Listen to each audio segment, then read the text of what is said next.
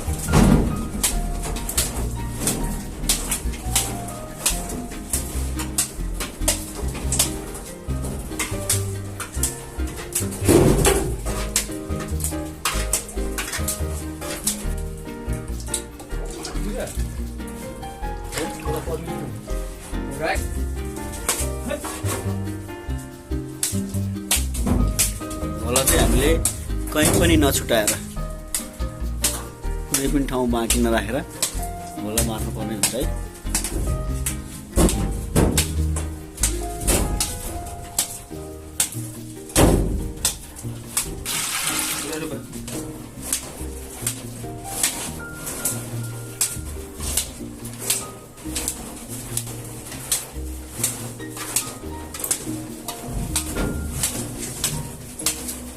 यसरी चाहिँ हामीले घोलालाई चाहिँ कम्प्लिटली हान्नुपर्ने हुन्छ।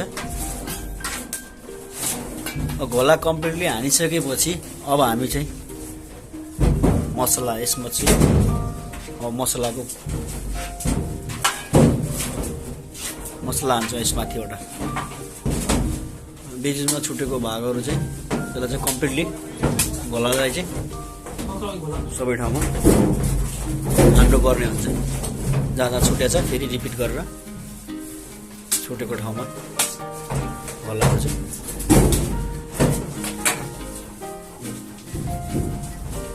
घोलाको काम सकिसकेपछि अब हामीले प्लास्टरको काम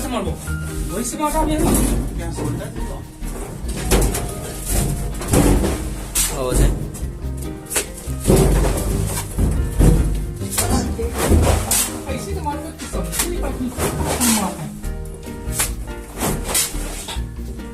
मसला छोप्ने काम भइरहेछ। अब घोला काम कम्प्लिटली सकिसकेपछि अब मसला छोप्ने सिलिङमा मसला छोप्ने काम भइरहेको छ। त्यसपछि कम्प्लिटली फेरि मसला छोप्छौँ हामी।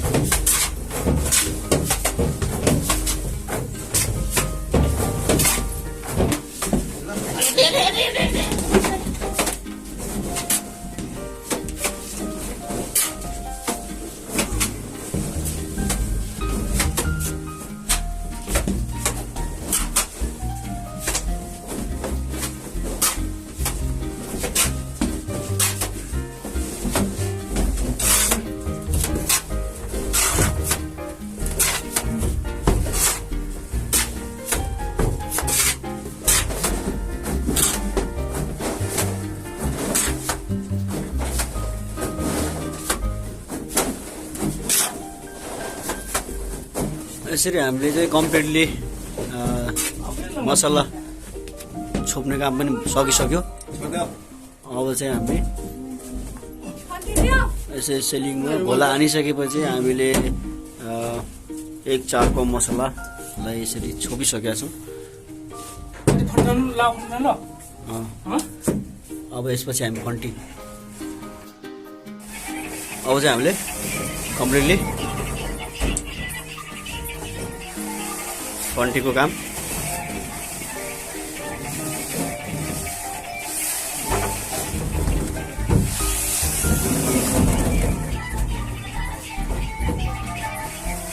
मसला छोपिसकेपछि अब हामीले फन्टीलाई चारैतिर फन्टीले जहिले पनि हामीले मसलालाई लेबल गर्ने काम गर्दै गर्छ।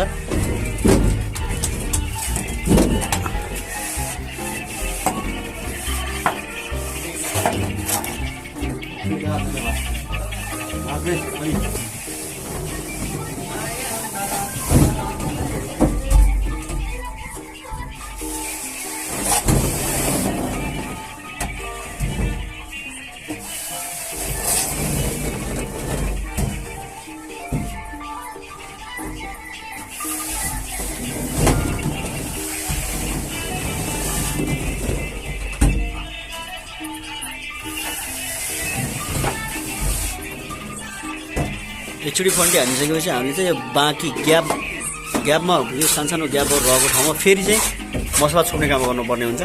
त्यसले गर्दा गुरमाला लगाउँदा सहज हुन जान्छ। यसरी यो सानो यो ग्यापहरू रहेको हुन्छ, यो ग्यापमा चाहिँ फेरि हामीले एकचोटि फेरि मसला छोप्छौँ।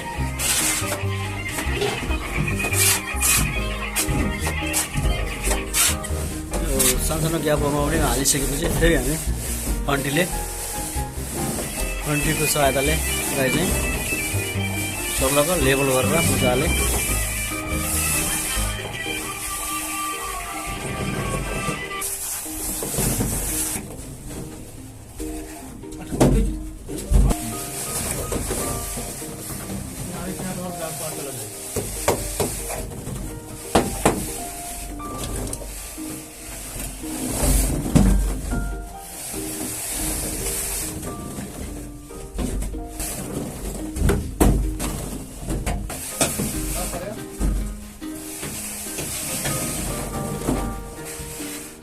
कम्प्लिटली फन्टीको काम सकिसकेपछि हामीले अब चाहिँ यसलाई गुरमालाको प्रयोग गरेर यसलाई चाहिँ हामी गुरमाला भन्छ हैन। गुरमालाको सहायताले हामीले चाहिँ यसलाई चाहिँ मस्तसँग रोसाउनु पर्छ। अब रोसाएर सेलिङको लागि कम्प्लिट प्लास्टर गर्छौँ है त। यसरी रोसाउनु पर्छ। हात चाहिँ टक्क मजाले बिस्तारै सर पारेर है त।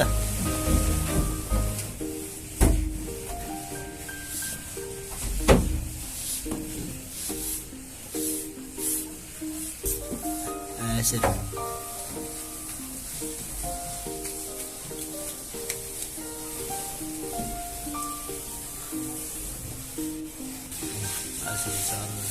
सर